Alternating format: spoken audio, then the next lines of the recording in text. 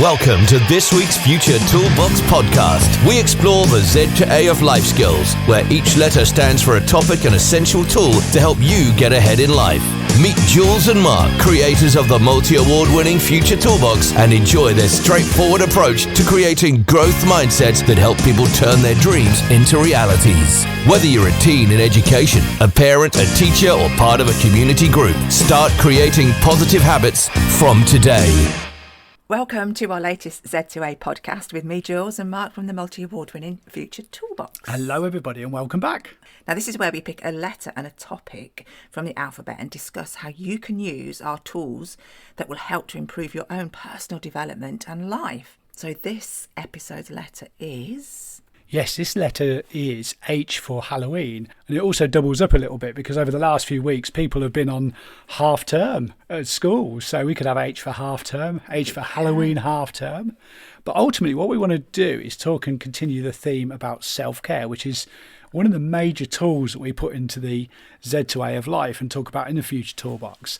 So let's have a little look at how we can practice a little bit of self-care and use it to scare away any autumn or Halloween or half-term gloom or doom that you may have.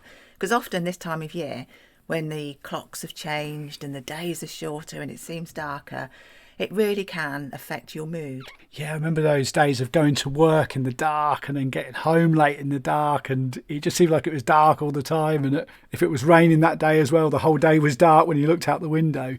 And it can be quite a difficult time for some people, as you say.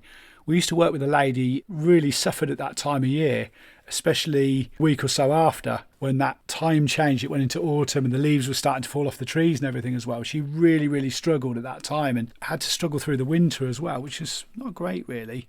No. Now, we all know that we need to look after ourselves, but how often do we give ourselves the time to do it? And it's easy to feel as though there are more important things to do than actually spending time on yourself and self-care.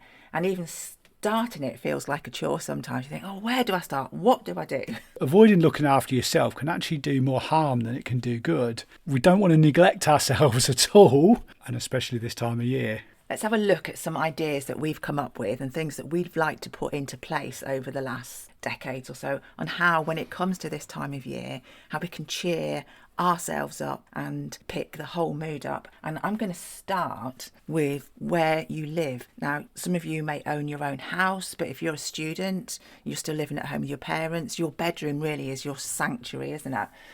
I think try and make sure that you can get as much light coming into your house at this time of year, or your bedroom or your room, and also to make use of extra lights when it does get dark.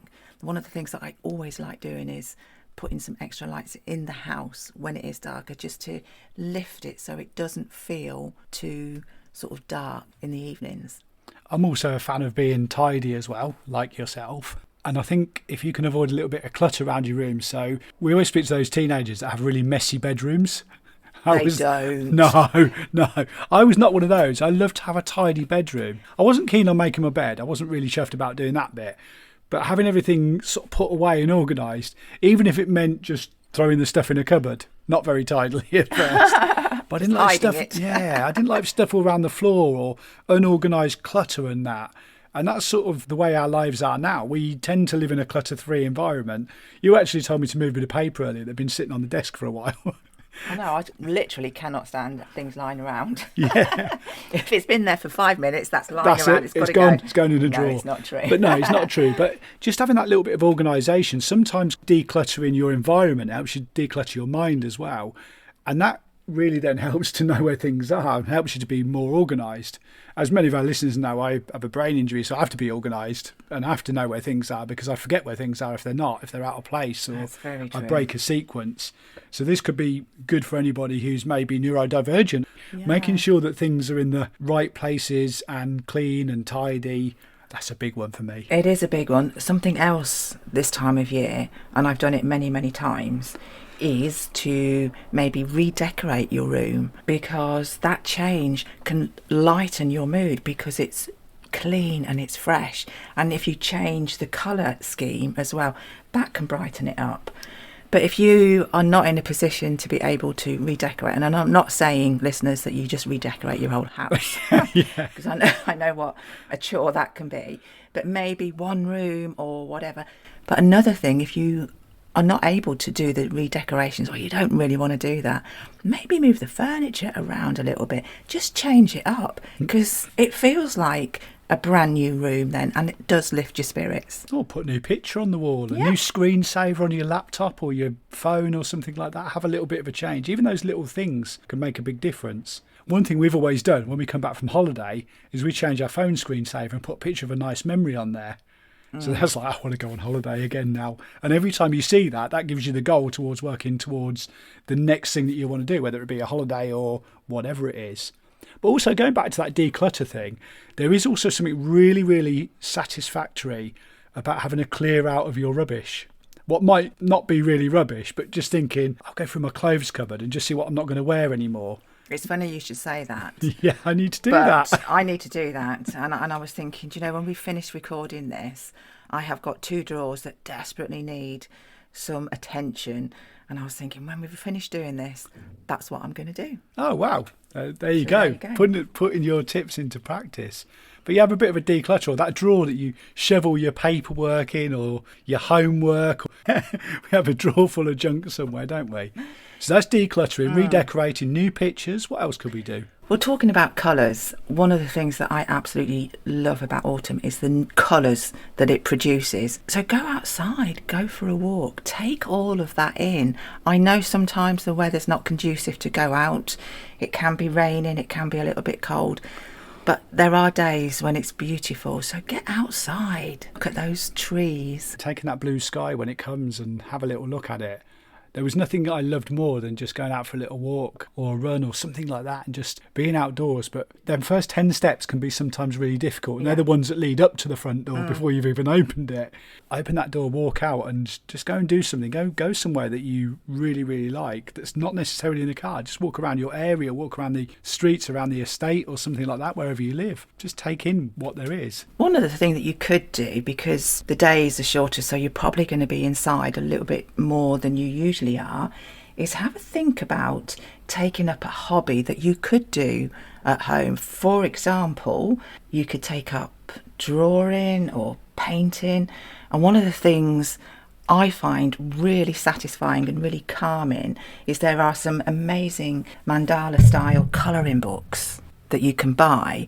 And it doesn't cost a lot to buy those and some colouring pens, and just you can while away a few hours and make such a beautiful, beautiful picture. Yeah, I really enjoy doing that. That's really cool. Or just doodling or sketching or something. And if you're not very arty, don't worry about it. It doesn't have to be a work of art that you're going to hang on the wall. It could be something that you're just going to build up a little book of your art and you could watch your work progress or something like that.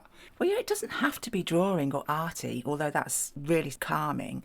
But how about maybe writing a story or a poem or having a go at something like that? Yeah, that's really, really good. Because again, it doesn't have to be something you're going to publish, does it? No. A story, make up a character or make up 2 characters and write a story about what they're going to do. It's amazing, isn't it? Because we all get caught up on technology and sometimes forget the real simplicity in life. And our imagination then disappears if we just get stuck on watching videos on TikTok or whatever it might be. Absolutely. Or use TikTok to inspire you in order to create something. Go for it. Yeah, I'm following loads of guitarists at the moment. They give me 1-minute tips on how to play songs.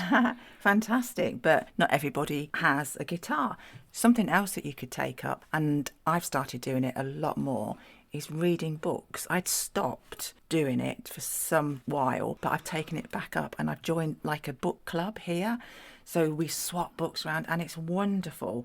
Now, while you're in this nice autumn time and going up towards the winter and the nights, like we say, drawing in, why not treat yourself to a lovely, fluffy pair of socks? Lovely, fluffy pair of socks. Yeah, absolutely. There's nothing nicer than putting on a really cosy pair of socks and curling up either on your favourite sofa or your chair, get that book and get lost in a story. And what about your favourite throw as well? You could snuggle up with a throw. Yeah. You do that sometimes, don't you? Yeah, a cup of tea and a biscuit and a book. Wonderful. Oh, biscuits. Now you're talking. One other thing that I want to just touch on is, because this time of year you may spend more time indoors, make sure that you keep in touch with your friends though, that you don't distance yourself from any social activities or keeping in touch with friends, because let's face it, sometimes you can't be bothered to go out.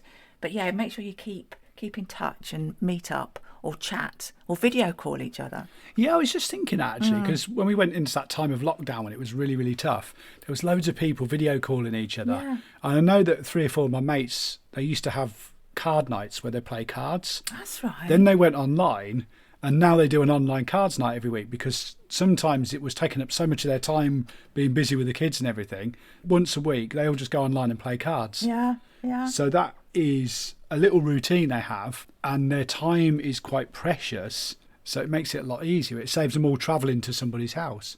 That's a really, really great tip of something that we actually learned from that really, really tough time that seems a million years ago now. Keep in touch. But yeah, keeping in touch with your friends and sharing hobbies and interests and chats is really, really good. Positive chats as well. And while we're on the whole self-care, we can't not put the shed up in this podcast.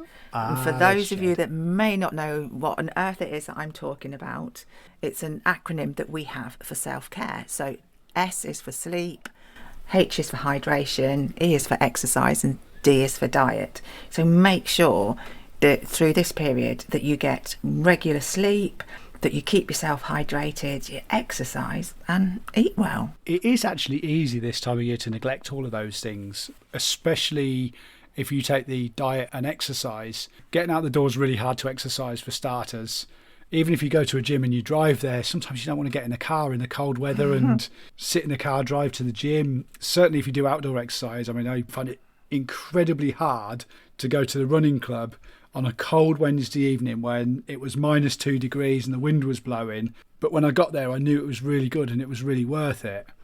And the same with the diet, what you eat and what you put into your body. It's really easy to just comfort eat and start thinking, well, I really can't be bothered. I've got low energy, so I'm just going to eat something like a packet of biscuits or a bar of chocolate, or cram in some junk food or something. It is easy to snack on comfort food, isn't it? Yeah.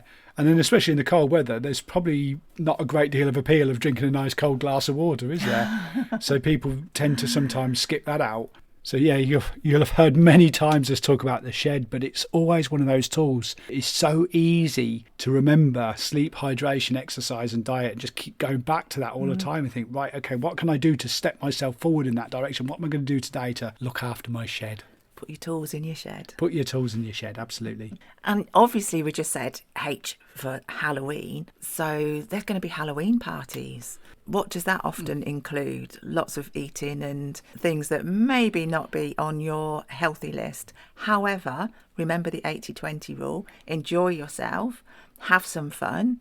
And if you do have some food that's probably not as healthy, if you don't overindulge on anything, then you should be fine. Yeah. Remember apple bobbing, though. An apple a day keeps the doctor away. You could go apple bobbing if you want. What is it covered in? What was that sticky toffee apples? apples? Yeah, treacle and that. That's probably not as good, is it? I never got the fascination with them. I thought it ruined the flavour of the apple. It ruined the flavour of the toffee as well. They don't sort of go together, do they? They do for me. But if you go out trick-or-treating and get loads of sweets, again, don't eat them all in one go. Of course, trick-or-treating, yes. And if you go out trick-or-treating, you can get dressed up. And that's a great thing to do, is to create a costume. Yeah, actually make one yourself instead of going to the shop and buying one. Because, again, it's cheap and inexpensive. Have a clear out, go through your old clothes. Cut them up and make Halloween outfit. Make a ghost outfit. That would be a really, really good way. There you go. We've created a creative way forward. Have a competition within the household and see who can make the most craziest outfit out of whatever you've got that you're not going to wear ever again. Do you know, I'll share a memory. I do remember many years ago when I was very young, we went trick-or-treating and I got a lot of sweets and I was told, make sure you don't eat them all because you'll make yourself sick. And I really naughtily took some off to bed with me. And the next thing was I threw up in my bed. Oh, no. I overindulged. Overindulged. So you didn't know about shed back in those days. No. We talked a lot about H for Halloween, but we also mentioned at the start H could also be for half term. And if you're a teenager or a young person, a young adult who's getting a bit of time off this is a good time to reset and think about how's the first half term gone and what do you want to improve in the second half term. And it might be that you went back to school or education in this new academic year and thought, yeah, I'm going to do this a little bit different, and then realised that you actually haven't done anything different or that goal slipped away. The wonderful thing about goals is you can restart them anytime you want. So if you're finding that something's not on track, look at ways of getting it back on track. If you're an adult who hasn't got the luxury of half term and you're still having to go to work, then still use this time of, it's a new season and we're coming into autumn. So what could you reset in autumn to get yourselves back on track this side of Christmas? And then we have the next reset, which is it goes into winter, doesn't it? So think about some short-term goals. What do you want to achieve over the next 6 or 8 weeks, the next 90 days? Make yourself a little plan and think, right, I'm going to move that step forward every single day. So the 3 things that I'm going to leave you with, your Halloween half-term self-care secrets are, first of all, treat yourself with kindness. I think that's really, really important, because if you can't be kind to yourself, how can you be kind to anybody else? The next one I would say to you is carve out time for fun. It's Halloween. Let's have some fun. And find magic in the mundane. Like when you're clearing out those cupboards, those drawers, find some magic. I'm sure there is some magic in there. And if not, just make it up. You can have some competitions to see who can clear out the most junk or something like that. Well, you can find plenty of magic if you go to our website, which is futuretoolbox.co.uk. We're also on social media, Instagram, Facebook and TikTok. We have a YouTube channel with loads and loads of tools and tips on there. Plus, we're on LinkedIn if you want to reach out to us, because we are everywhere. We are everywhere. Have a wonderful, happy Halloween, and we look forward to joining you on the next episode. Absolutely. Bye for now and take care. Thank you for joining us for the Z2A of Life Skills with Jules and Mark of the Future Toolbox. Don't forget to head over to their website, which is futuretoolbox.co.uk, where you can find lots of free resources, plus a host of books in the store, as well as subscribing to the membership site. Follow Future Toolbox Instagram, TikTok and Facebook at Future Toolbox, and subscribe to their YouTube channel too.